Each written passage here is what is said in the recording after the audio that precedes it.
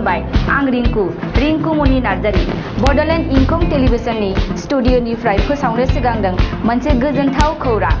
बड'लेण्ड इंखं टेलिभिजनआ बानजायनो लादों अल इन्डिया लेभेलनि मोसानाय बादायलायनाय बड'लेण्ड डान्स मास्टार सिजन 1।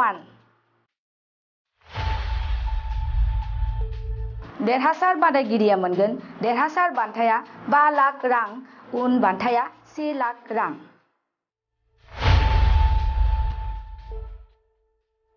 अनलाइननि गेजेरजों थिसनहरदो गावबा गावनि मुं।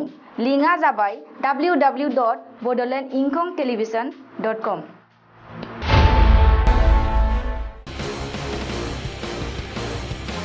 खुलुमबाय, बेयो बड'लेण्ड इंखं टेलिभिजन। दिनैनि रादाबखौ फरायदों आं किंकन मुसाहारि। दिनैनि गाहाय रादाबफ्राव दं। चीनआ खर' गंग्लायबाय, गलबान खाथिनिफ्राय 1.5 किल'मिटार फावसायबाय। जोबथेसालि सिङाव अखिल गगैनि देहाया फिन गाज्रि जादों। गिबियावनो आइजो माहारि रैखाथिनि सायाव खामानि मावग्रोगोन, बुंदों बागानपारा बियाबनि बिजेपि बिजाथि आरती बरदलैया। क'क्राझार ट्राफिक पुलिसआ गोख्रों सिग्रोमदों। बिसिखौ बुथारनायनि अजदआव बिजेपि दैदेनगिरि एरेस्ट। खौरांगिरि फोरदान बसुमतारिनि गोमानाय बाइकखौ मोनफिनबाय।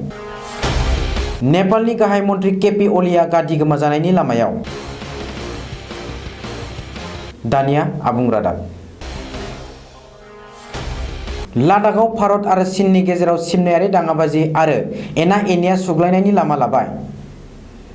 चीनआ खर' गंग्लायनायनि उनाव बे दाङाबाजिया सुग्लायनाय फारसे फैदों। सुलुङाव मिथिनो मोननाय बादिब्ला चीननि हादरगिरि जिनपिंआ लादाखनि गलबान खाथिनिफ्राय 1.5 किल'मिटार फावसायनानै गावनि आर्मिफोरखौ लांफिनबाय। मख'नो गोनांदि गलबान खाथियाव भारत आरो चीननि गेजेराव सिमनायारि जेंनाखौ लानानै सोमजिनाय दाङाबाजि आरो हिंसायारि जाथायाव थांनाय 15 जुन अक्ट'खालि सा 20 भारतारि आर्मि जवानफोरा मुंख्लं जानो गोनां जादोंमोन आरो सा 40 सो चीन आर्मिफोरावबो जिउ गोमादोंमोन।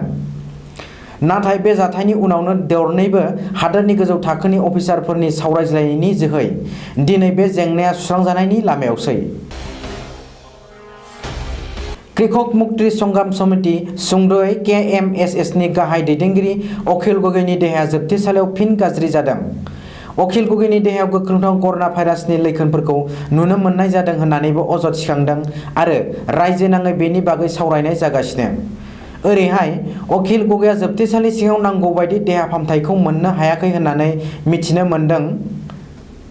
मख'नो गोनांदि कानि हेंथा सोमावसारनायनि थाखाय जोबथेसालियाव जोबजानानै दं अखिल गगैया।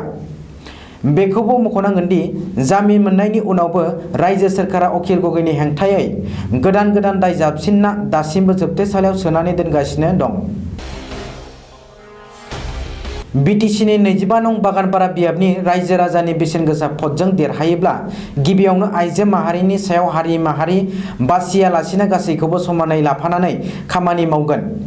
बिटिसि बिसायख'थियाव बिजेपि दोलोआ सरकार खुंथायाव फैनो हायाबाबो आं बिजेपि हान्जाखौ नागारा आरो बिजेपि हान्जाखौ गोख्रोङै हमथानानै लाखिगोन होननानै बागानपारा बियाबनि बिजेपि दोलोनि बिजाथि आरती बरदलैया खौरांगिरिफोरनि सोंथियाव फिननाय होदों।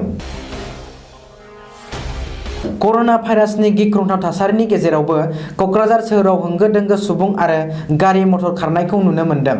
सरासनस्रा राइजोफोरा कर'ना भाइरासनिफ्राय रैखा मोनो जुनै थिखाना होनाय माखासे नेमखान्थिफोरखौबो सिफायनाया नोजोराव गोग्लैदों।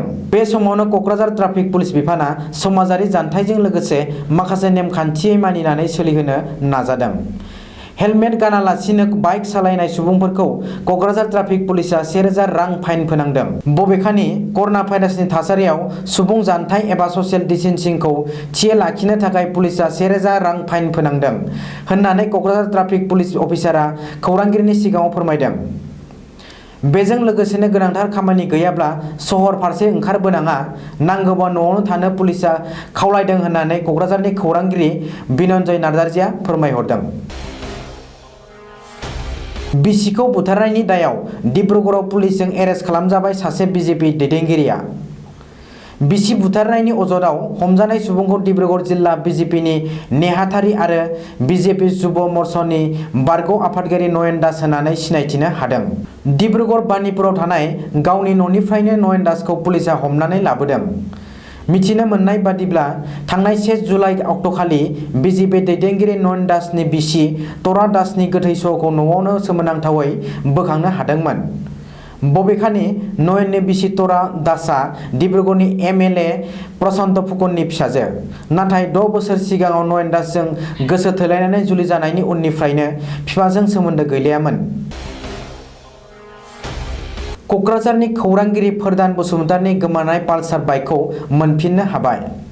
क'क्राझार पुलिसआ गोख्रों सिग्रोमनानै खौरांगिरिनि गोमानाय बाइकखौ क'क्राझार जिल्लानिनो बेन्दोंआव थानाय कसुगाव ओनसोलनिफ्राय बोखांफिननो हादों। मख'नो गोनांदि फोरदान बसुमतारिनि S26A4054 रेजिस्ट्रेसन नंनि पालसार बाइकखौ थांनाय 3 जुलाइ शुक्रबार खालि क'क्राझार प्रेस क्लाबनि साखाथिनिफ्रायनो सिखावआ खावनानै लांदोंमोन।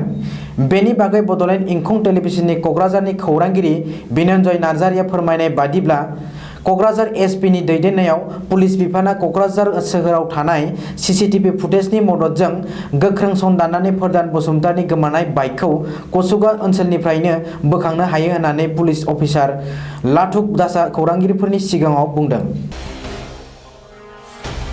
भारत आरो नेपालनि गेजेराव आथिखालनि दुंहाव थासारिखौ बिथा खालामनानै नेपालनि गाहाय मन्थ्रि केपी अलीआ गावनि गादी गोमाजानायनि लामायाव। दोलोनिनो माखासे सोद्रोमाफोरा केपी अलीआखौ मासि नागारनो थाखाय दाबि दैखांगासिनो दं आरो दोलोआबो खावनै बाहागोआव गावस्रानो थांगासिनो। बेनि उनावनो गावनि हानजाया खैफोदाव थानायखौ सिमान लानो गोनां जादों नेपालनि गाहाय मन्थ्रि अलीआ। मख'नो गोनांदि 2020 मायथाइया जागायनाय समनिफ्रायनो नेपालनि गाहाय मन्थ्रि केपी अलीआ भारतनि हेंथा माखासे खामानिफोरखौ मावबोगासिनो दं। दिनैनि रादाबा एसेनोसै। गोजोन्थों।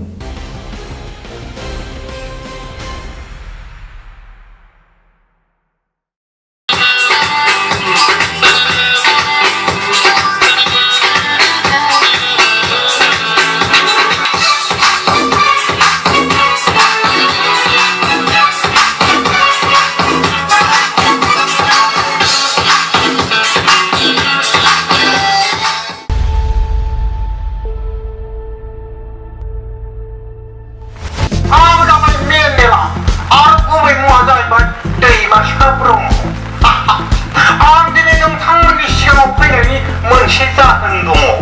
माने बड'लेण्ड इंखं टेलिभिजनआ नोंथांमोननि गेजेराव मोनसे मोजां हाबाफारि लाबोदों।